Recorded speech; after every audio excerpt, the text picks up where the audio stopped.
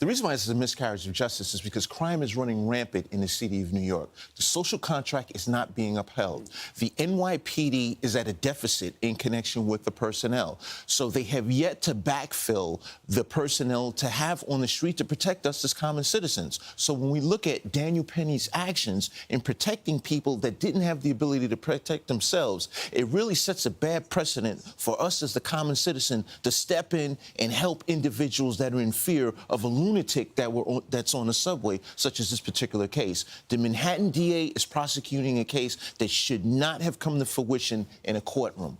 So you mean actually vilifying the police and cutting police services might possibly lead to more crime in the city? That's just absolutely shocking to think about.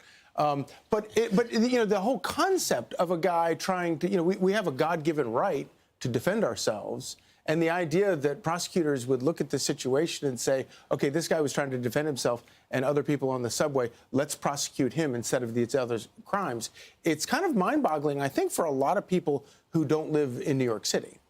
Absolutely. You have to take in consideration the Manhattan DA is an elected official, and he is catering towards the people that he believes will elect him for another term.